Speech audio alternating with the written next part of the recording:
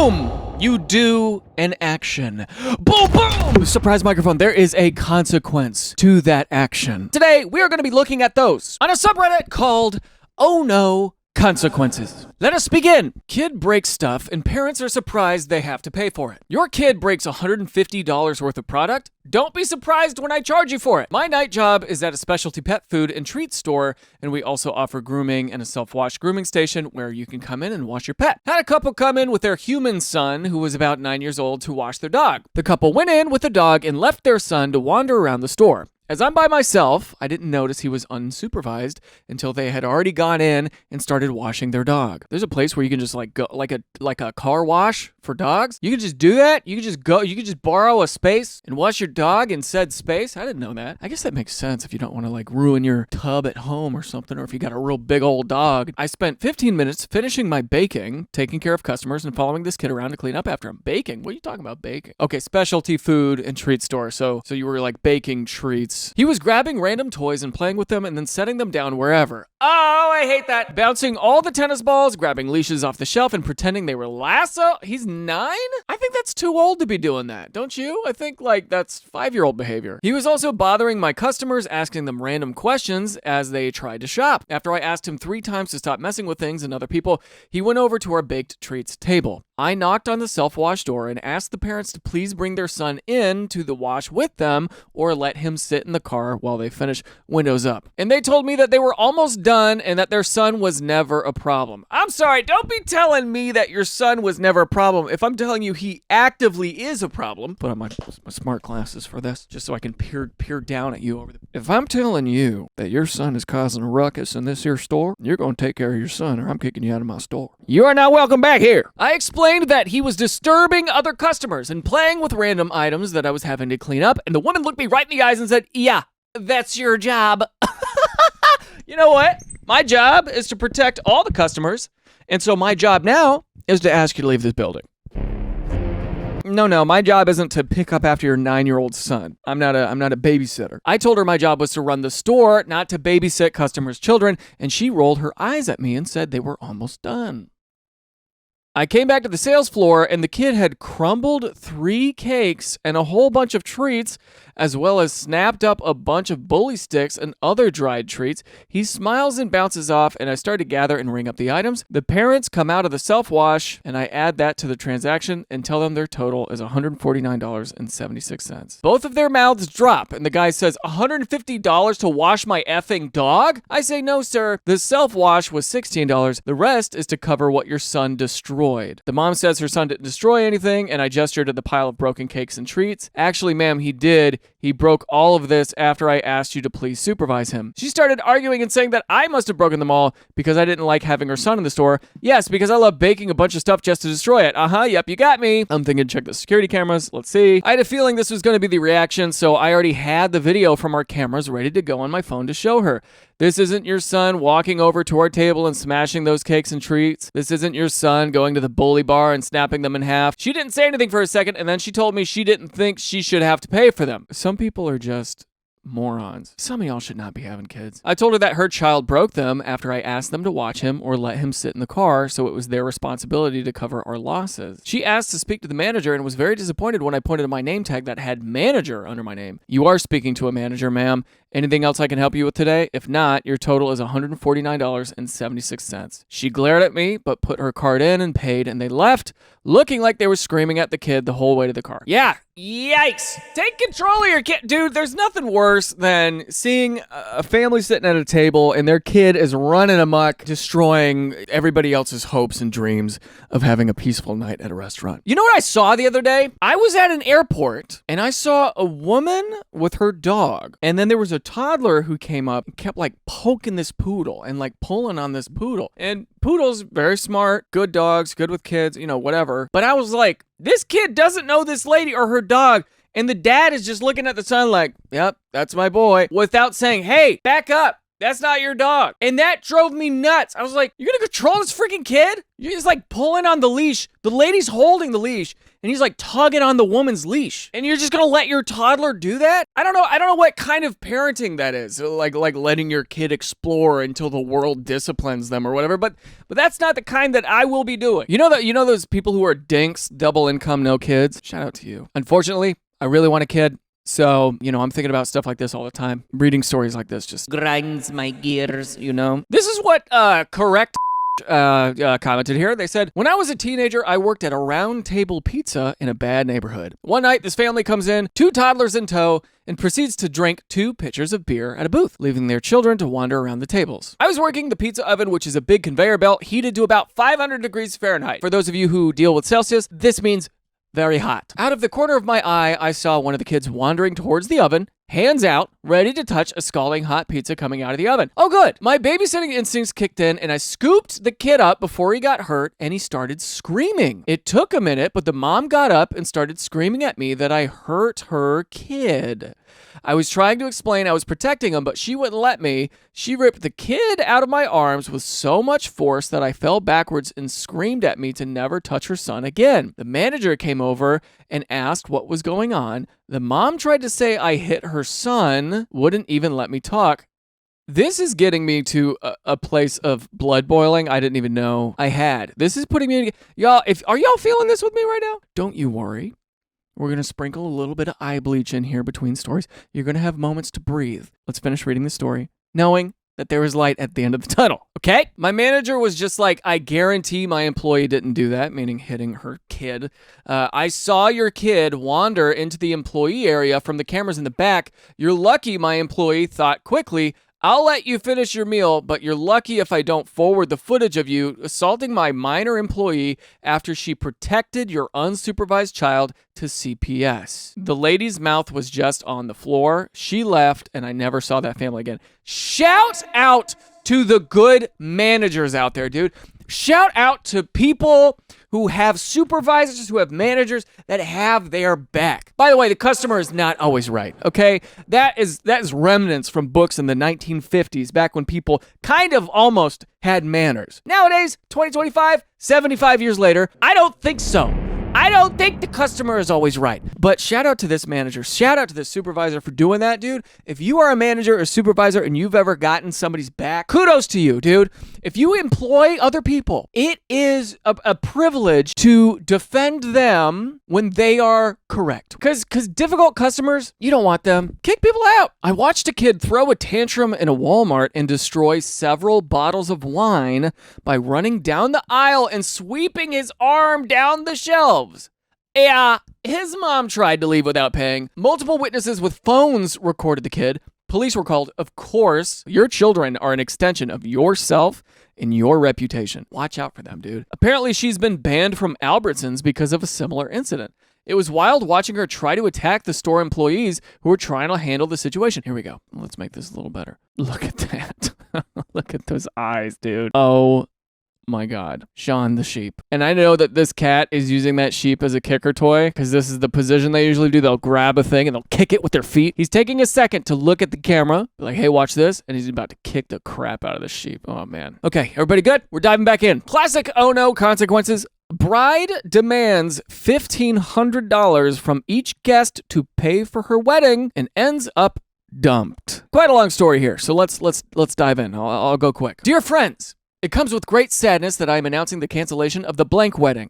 I apologize for canceling only 4 days beforehand. Unfortunately, blank and I have broken up due to some recent and irreparable problems. We have decided to end our relationship and not go forth with any future proceedings. However, we are remaining civil and are still a team for our son. Oh man, they got a kid. Okay. After hours of tears, mental exhaustion, and even disassociation, I have come to this decision.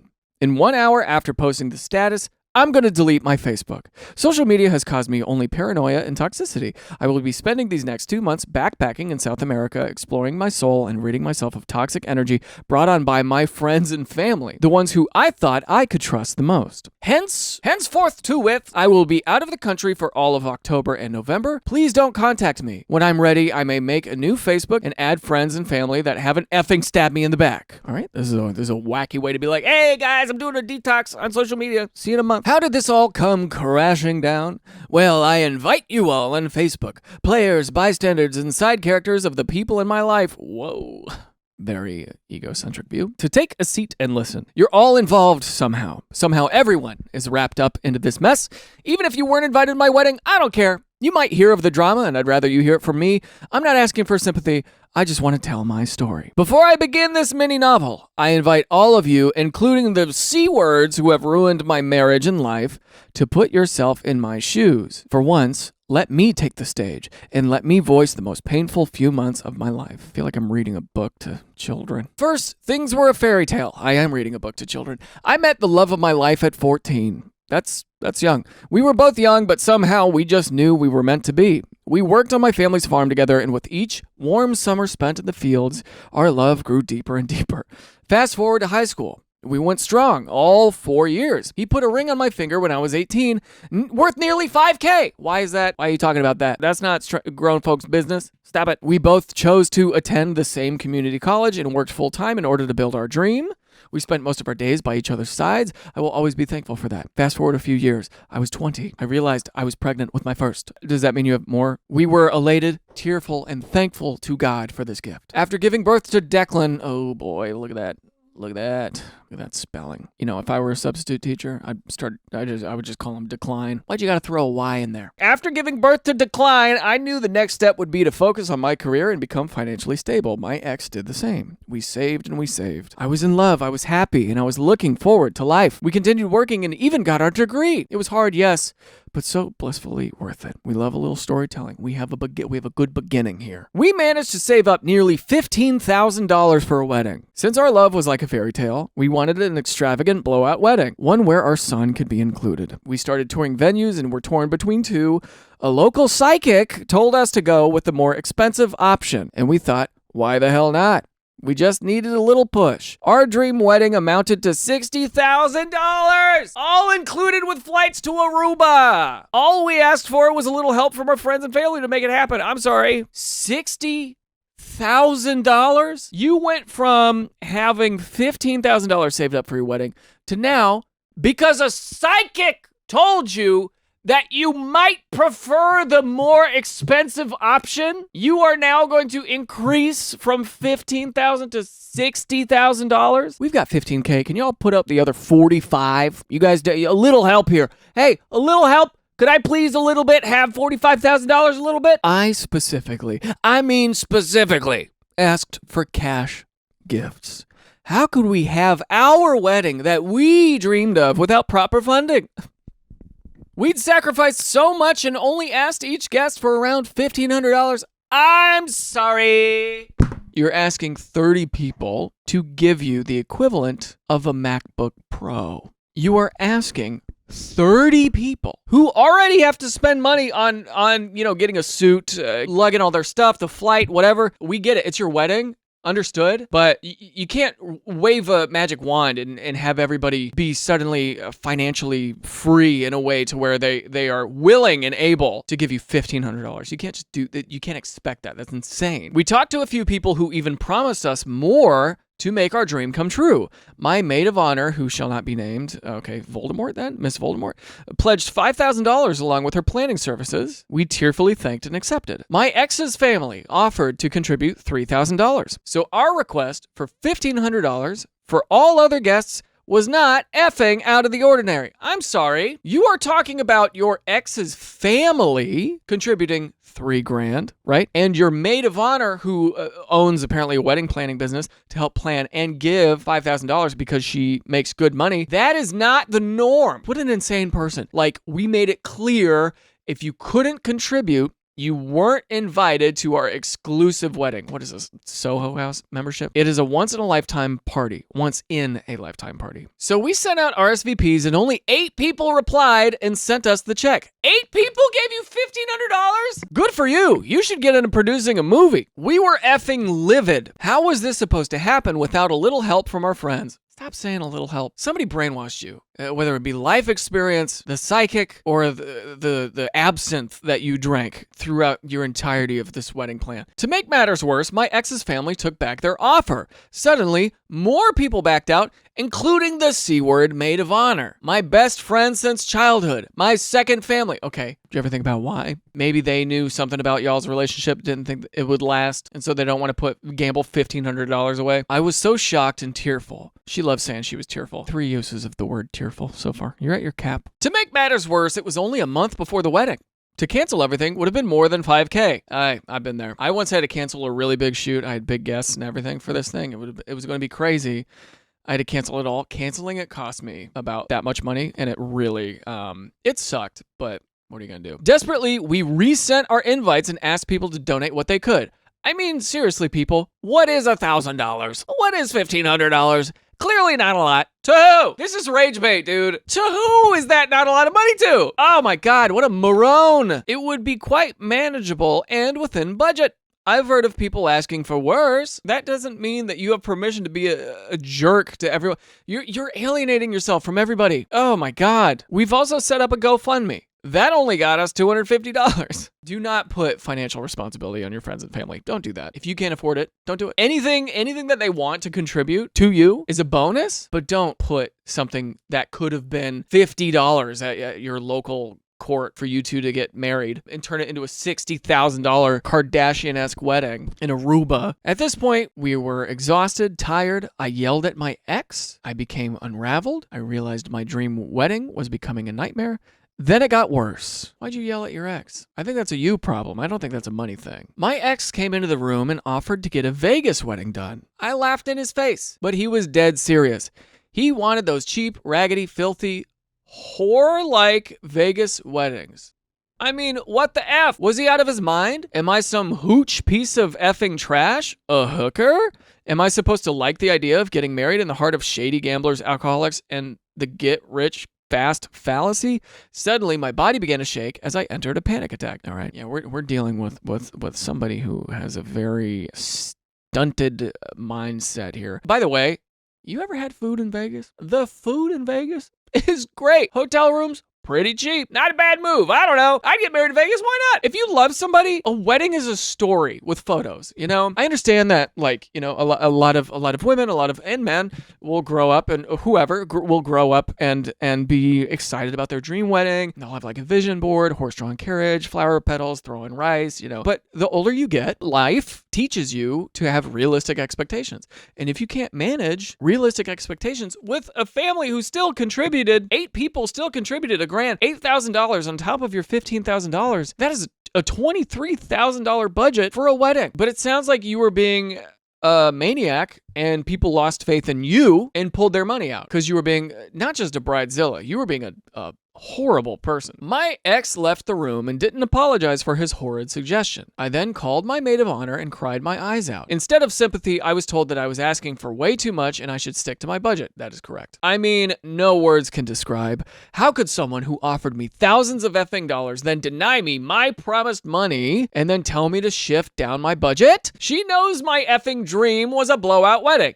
I just wanted to be a Kardashian for a day. I called that, dude. And then live my life like normal. I called her a filthy effing poor excuse of a friend and hung up. Then she blocked me off of all social media. Rumors swirled. I received anonymous threats. What? My ex stayed out later and later, and I have a feeling he even cheated. Now, he just wanted to get away from you. You were being a nightmare. He's probably talking to his friends like, I think I gotta call this off. I'm seeing what kind of a person she is. I do not want that in my life. My bridesmaids climbed on the boat with my maid of honor and dissed me. They essentially told me I was crazy. They asked for their deposit back, so I said, F you. I refused to give it back until they can pay me back for their emotional distress. They're going to take you to court and you're going to lose, homie. You lost your mind. My ex started to talk to my maid of honor and gossip about me behind my back. I overheard him talking in the basement when he called me a stuck-up B-word. Anyway, I'm exhausted. I am bone-tired. My heart is not the same. It's stone cold, fragmented, empty. I need to get away from this awful society. How hard would it have been to effing donate, friends? Do I matter to you?